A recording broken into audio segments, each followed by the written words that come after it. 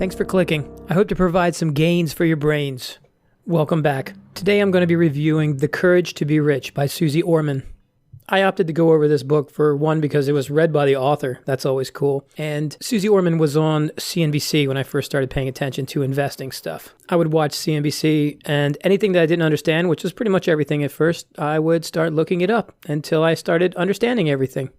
Suze Orman had a show and people would call her up and ask if they could afford things, and she would go over financial information with them. And most of the time tell them, no, you cannot afford that. Stop spending your money on dumb things. I have to say, I learned from it. And I do like what she says. People, money, then things. I mean, I think that's a great priority. Especially when you get into finance, it's nice to remind yourself to be nice to people when you start becoming emotionless. You really need to become emotionless when you pay attention to these things, because high emotion leads to ruin. Financially, that is.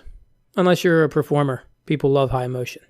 So again, I'm just breezing through financial audiobooks that are free on YouTube that anyone can look up. And again, this is called The Courage to be Rich. It was originally published in 1999, I believe, although I don't think most of it's outdated. One of the points I liked that she went over was clutter.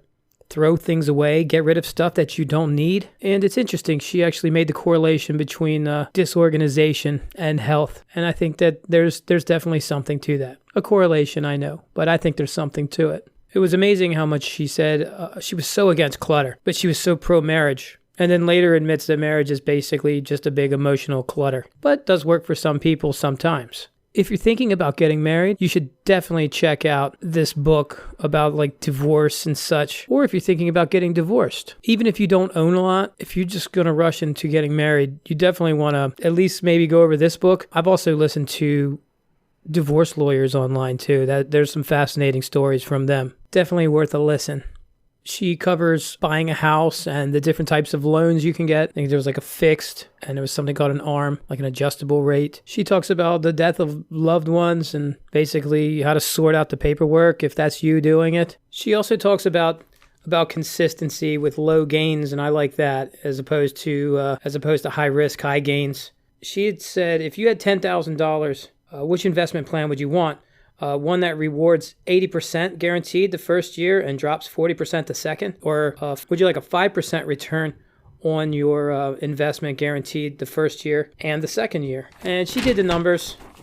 You think I would have wrote that down for this review, but the 5% return won, interestingly enough, in just 2 years, up against a 80% gain and a 40% loss with the other investment. Fascinating. I did the review for The Richest Man of Babylon, and one of the things I liked in that book was a quote that said, "Usurious gains are a siren that leads your ship on the rocks." And I thought that was pretty cool. Like, if you're trying to make too much money off something, I mean, there's no such thing as too much money, but you know what I'm saying. If you're really digging deep, trying to get a return on something, paying more attention to the prize than the risk, you can really ruin everything. Doesn't take long to lose or spend money. I think we all know that. And then she goes over how maybe you might not want to tithe to the church if you need the money, but she also talks about doing good things with your money anyway.